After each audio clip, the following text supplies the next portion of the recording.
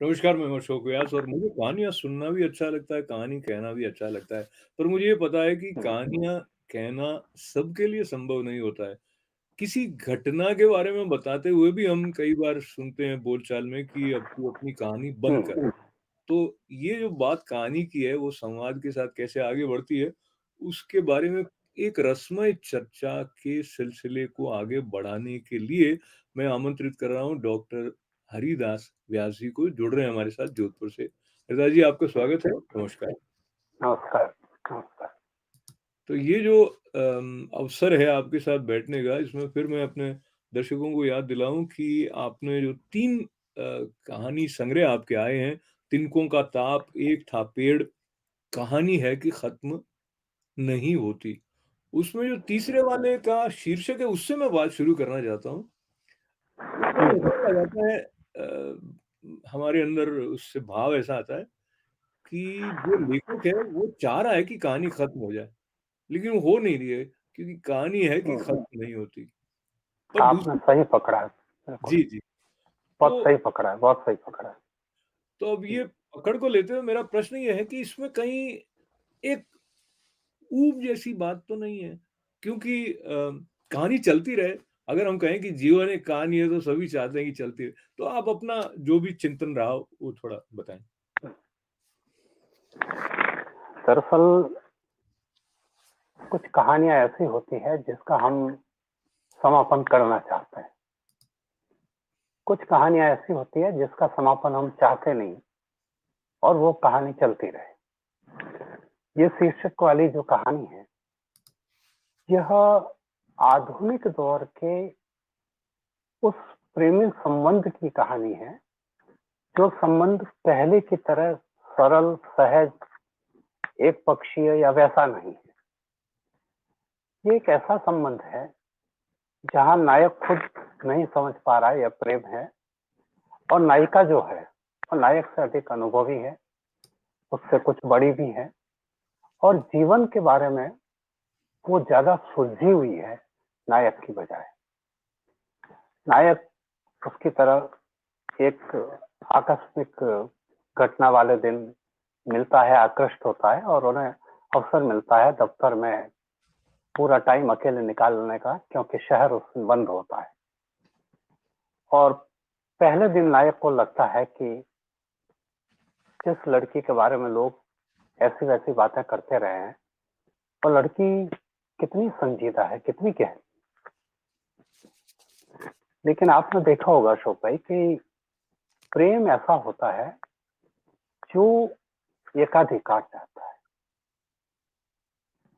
एक फिल्म आई थी इजाजत, अगर आपको याद हो तो। बिल्कुल अच्छी तरह याद है, गुलजार नसरुद्दीन, जी ने बनाई थी। बिल्कुल, बिल्कुल, बिल्कुल। नसीर और अनुराधा पटेल जी, और पटेल थी, बिल्कुल। शबाना आज़मी थी शायद, है?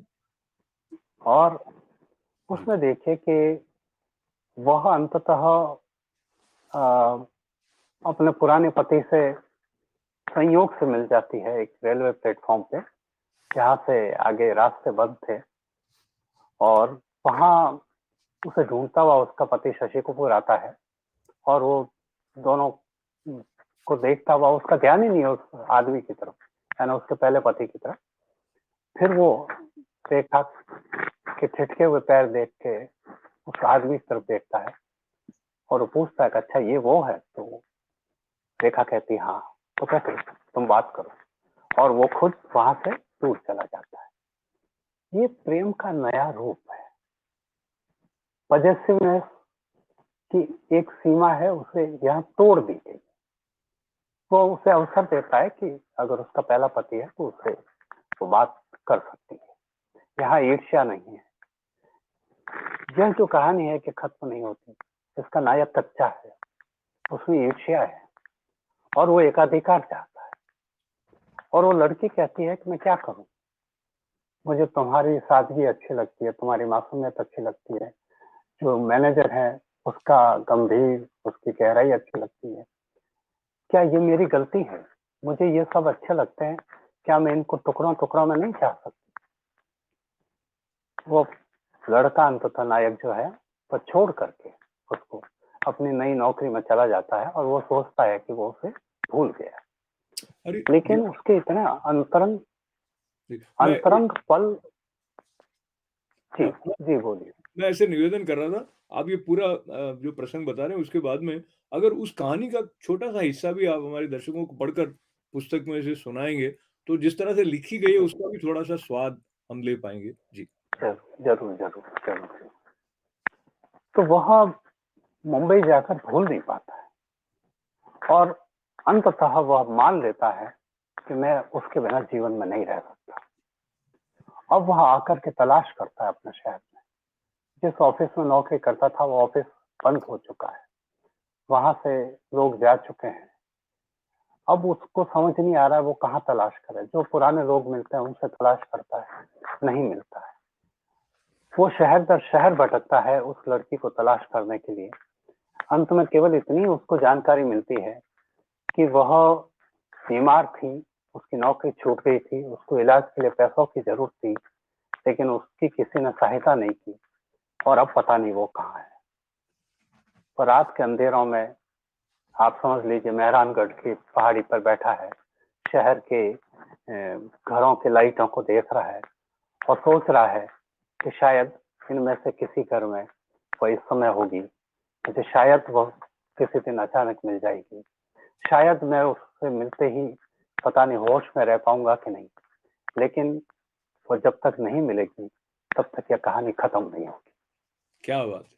क्या बात यह यह जब उसे समझ आती है, आप देखिए कि सारे दुख अशोक भाई समझ गए, नासमझी के दुख नहीं है। दुख तो समझ आने पर ही होते हैं। अब उसे है! समझ आ गया है कि मैं आपसे मुझे उससे असहमत प्रेम है। मैं आपसे असहमत होने की अनुमति चाह रहा हूँ, क्योंकि जरूर। आप जिसे समझ कह रहे हैं, वही नासमझी है, ठीक। मेरी समझ में। क्योंकि जब उसको समझ नहीं आ रहा है कि समग्रता से जो दृश्य है, और वो दार्शनिक तरफ चली जाएगी, कहानी से थोड़ा-सा शायद वो पगडंडी अलग होगी, मगर समझ का एक अर्थ ये होगा जहाँ पर दुःख नहीं रहेगा, वो समझ है। बहरहाल उसको आप हाशिए पर रखें मेरी बात को। ठीक है। मैं इसको लेकिन थोड़ा और स्पष्ट कर दूं कि अब तक वह अपने आप में समझा हुआ नहीं था कि मेरा उसके साथ प्रेम है या क्या संबंध है। अब वह कंफर्म हो गया है कि मेरा उसके साथ प्रेम है और अब मैं अगर मेरा जीवन अब हो सकता है तो उसके साथ हो सकता है, उससे अलग नहीं हो सकता। इस समझ का दुख वो भुगत रहा है और वो शहर दर शहर तलाश कर रहा है।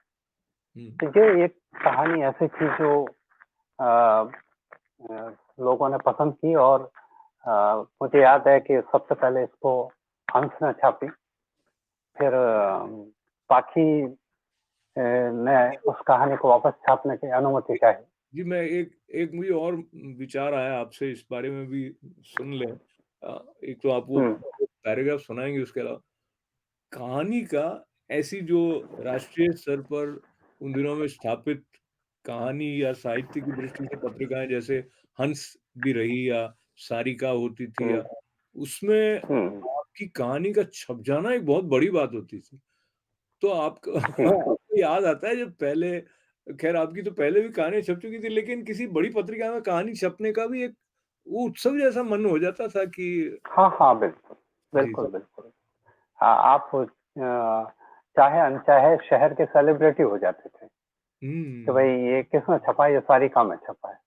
वो कथानक जिसमें मैं छपा था वो उस समय की बहुत बड़ी मैगज़ीन थी। जी। कहानियों की सबसे प्रतिष्ठित पत्रिकाएँ जो 4-5 होती थी उसमें से एक हुआ करती थी। जब हंस में पहली बार मैं छपा तो उस समय लोगों को लगा कि क्या बात है यार, ये कौन कहानीकार है हमारे शहर का। तो इस तरह की चीजें होती है, आप सही कह रहे हैं। जी, जी। तो हंस ने जब इस कहानी को छापी तो उसमें मैं पाखी में भेज चुका था, तो मेरे पास पाखी से फोन आया कि हम ये छापना चाहते हैं। तो मैंने उनसे निवेदन किया कि हंस में इसी महीने आई है। तो उन्होंने कहा हंस ने आपको पेमेंट किया क्या? मैंने कहा नहीं किया। तो पाखी ने कहा हम भी नहीं कर रहे हैं, हमें ये कहानी छापनी है, हम अगले महीने इस कहानी को छापेंगे। तो उन्होंने खुद चलाकर छापी इस कहानी को। तो ये इस दौर में जब लोग आम तौर पे प्रेम और व्यावसायिकता, प्रेम और लाभ हानि इन सबको लेकर चलते हैं, उस दौर में यह एक ऐसी कहानी है जो प्रेम लाभ हानि से सर्वथा अलग होकर है। तो यही कारण था कि ये कहानी छपी। उसके बाद में बीकानेर से एक साल में एक बार कहानी विशेषांक छपता है, जिसमें साल भर की चर्चित कहानियां होती हैं, ये उसमें भी छपी गई। तो इस तरह एक कहानी को कई बार अच्छा रिस्पॉन्स मिल जाता है। जी, जी। तो कुछ सुना रहे आप उसमें से पढ़कर? जी, कहानी जी, जी।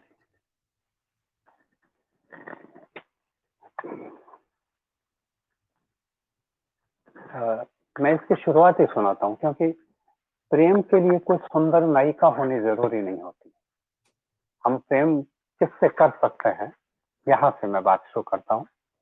कि मैं जब पहली बार उससे मिला, तब वो मुझे वैसे ही उदास लगी जैसे कि सर्दियों में सोने आकाश में छिटका हुआ मलिन सा चांद। ऐसा गेहुआ रंग जो उदास होने पर उसे सांवली बना देता और खुश होने पर वो खुलता सा रंग लगता।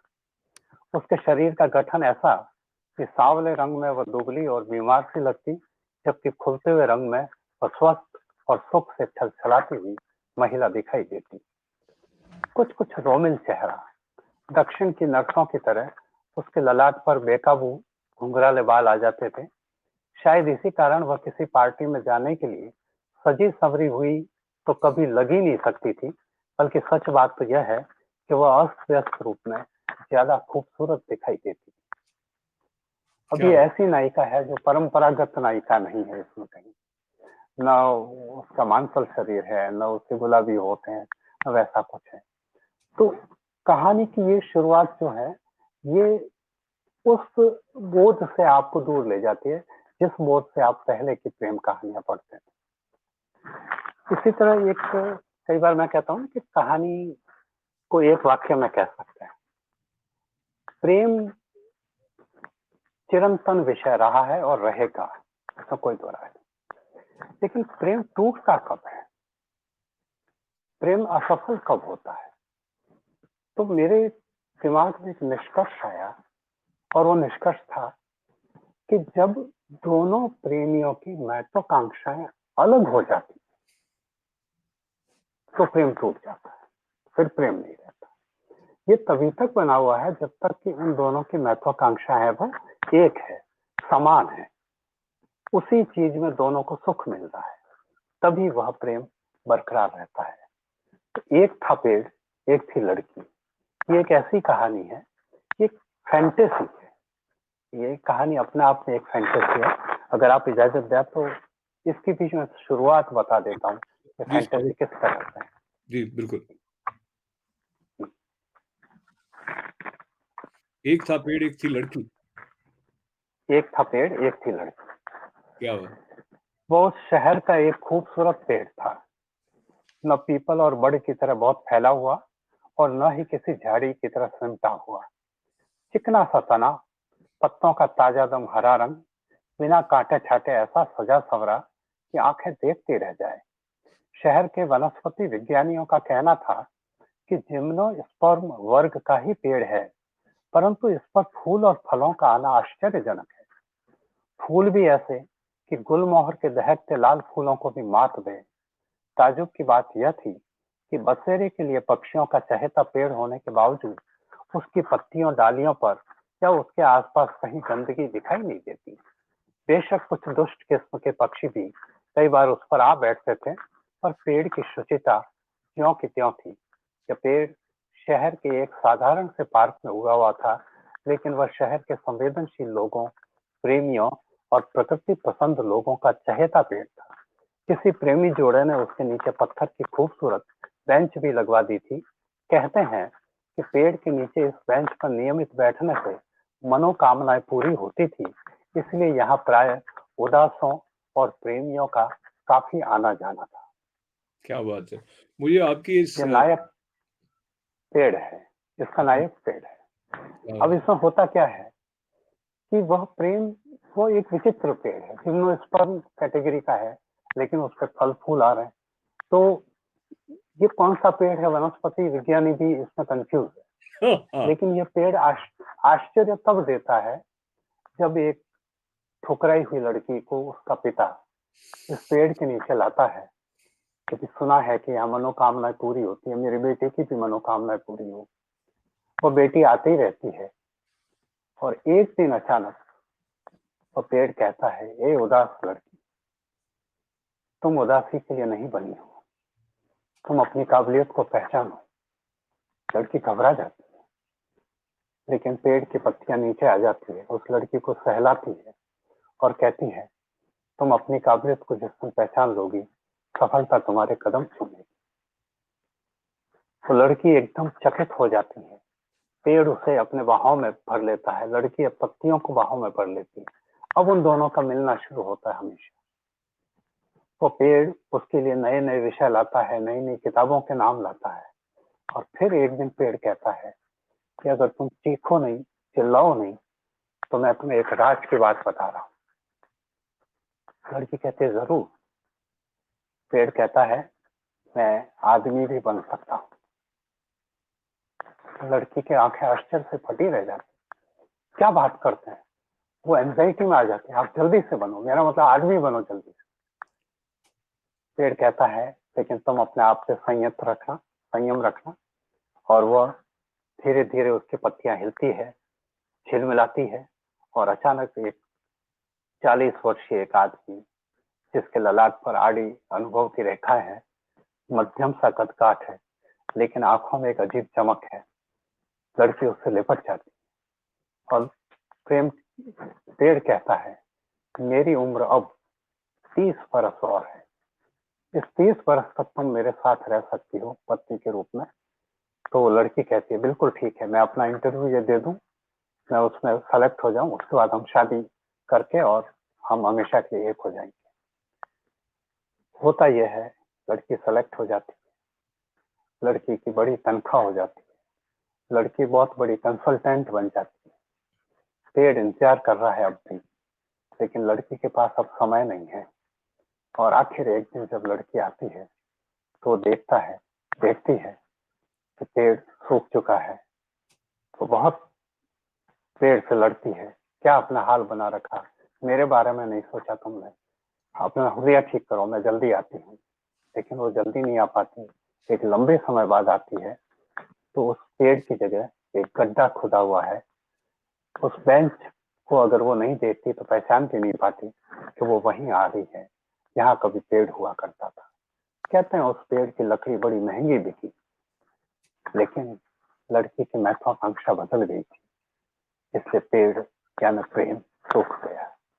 क्या बात है! बड़ी एकदम जैसे वो हमारी पुरानी कहानियाँ होती थी, लोक कथाओं जैसी भी इसमें गंध है, तो एकदम आधुनिक जो स्वरूप है कथा का उसकी भी एक जो डिजिटल आहट इस कहानी में कहीं न कहीं है। तो व्यस्तताओं का ताना-बाना भी है, तो भावनाओं का जंगल जैसा भी है और प्रेरणा और किस तरह से वो उसको पुनर्जीवित कर देता है पेड़, वो वाला जो क्षण है, वो भी हमारे साथ पाठक या दर्शक के रूप में ठहर जाने वाला है। तो एक सशक्त कहानी जो कई स्तर पर सोचने की सामग्री देती है, वो आपने उसका कुछ झलक हम तक पहुँचाई, उसके लिए भी धन्यवाद और ये कहानी लिखने के लिए भी आपको बहुत बधाई है। और मैं इसको लेके बड़ा डर रहा था। ये कहानी मैंने आहा जिंदगी में भेजी थी, आहा जिंदगी में छपी थी ये कहानी। और फिर जो दर्शकों का रिस्पांस मिला, तो उसके बाद आहा जिंदगी ने अपना 10 साल की श्रेष्ठ कहानियों में इसे वापस चुना और इसे वापस छापा था। मुझे खुशी हुई कि ये फैंटेसी में होने के बावजूद भी लोगों को समझ में आई और लोगों ने इसे अप्रिशिएट किया। बहुत अच्छा। तो अब ये बताइए कि जो ये कल्पनाशीलता है वो जन्म से किसी-किसी मनुष्य में होती है, उसका तो कोई समीकरण हो नहीं सकता, लेकिन मैं फिर भी आप इसके बारे में क्या सोचते हैं कि आप अपने अनुभव से निकलते हुए जब आप देखें तो कभी-कभी आपको लगता होगा कि अ, एक विस्तार सा हो रहा है, आप जिस कैनवास को लेकर कथा बुन रहे हैं, वहाँ जी, पर वो आपसे स्वतंत्र होके जैसे आकाशगंगा का फैलाव है, वैसा कुछ अम, विषय वस्तु कथा की जो है, वो फैल रही है आपके अंदर। कभी-कभी उसकी गति बहुत तेज़ होती होगी, जिस गति से ना आप लिख सकते हैं, ना उसको सहेज सकते हैं। जी, कभी-कभी आप जी। जैसी चाहते हैं वैसी नहीं होती होगी, इसके बारे में थोड़ा? दरअसल अ, बहुत से रिजेक्शन एक कहानीकार को करने पड़ते हैं। जो लिखना है, उसमें क्या नहीं लिखना है, ये चयन कहानीकार को बहुत करना पड़ता है। और कई बार ऐसा होता है कि आपका अनुभव संसार इतना सघन है, लेकिन आपको उसके लिए ठीक से शिल्प नहीं मिल रहा है। आपको लग रहा है कि आप बस एक हिस्सा भी नहीं दे पा रहे हो, जो हिस्सा आपने महसूस किया, अनुभव किया। तो ऐसी जगहों पे आदमी की कलम रुक जाती है और ऐसे कई विषय हर लेखक के पास रहते हैं। वो उसकी बैक पॉकेट डायरी में पड़े रहते हैं, बार-बार निकालता है, टटोलता है, खुद को जाँचता है कि मैं अब कहाँ तक पहुँचा हूँ, लेकिन वो कई बार वापस बैक पॉकेट में चले जाते हैं। ऐसा मेरे साथ कई कहानियों, कई विषयों को लेकर के हुआ है कि मुझे लगा कि मेरे पास कंटेंट है, मेरे पास शिल्प नहीं है। कई बार मुझे लगा कि शिल्प मेरे पास आ गया है, लेकिन इस शिल्प की कद्र करे जैसा कंटेंट मेरे पास अभी नहीं। तो सैद्धांतिक रूप में इन दोनों को हम अलग कर सकते हैं, लेकिन व्यावहारिक रूप में जब कहानी लिखी जाती है, तो ये दोनों एक में एक होना चाहिए। वो ही जीत होती है एक कहानीकार की। बहुत सुंदर। अन्यथा उसे बहुत से रिजेक्शन करने पड़ते हैं, जी। खुद को रिजेक्ट करना पड़ता है। तो आपकी ये कहानी सुनते हुए मुझे एक शेर याद आ रहा था, वो भी जोधपुर से संबंध रखता है। शीन मिजान साहब का एक शेर है कि मुँह माँगे का मिल जाता था, जिसके साए में हुँ, हमने भी उस हाँ, पेड़ के नीचे मन्नत माँगी है, ऐसा कुछ था। क्या बात है! क्या तो बात है! क्या बात है! तो हाँ, ये बहुत ही कहानी आपको अपने अंदर ऐसे लेकर चली जाती है कि आप उसमें खो जाते हैं। और ये जो खो जाने की जगह उपलब्ध करा देता है एक लेखक जैसे आप, वो एक बहुत बड़ा योगदान है, क्योंकि इस तरह से भूल कर ही हम अपने आप को पा सकते हैं। इसीलिए शायद कहानियों का इतना महत्व रहा है, पुराणों के माध्यम से भी या दादी माँ की कहानियों से भी, और जो आधुनिक कहानियाँ हैं। तो बहुत समय सीमा को देखते हुए आगे क्या एक कहानीकार के रूप में कभी-कभी होता है कि मेरी इस कहानी पर पिक्चर बन जाती है, ऐसा मन में आता होगा, ना भी आता हो।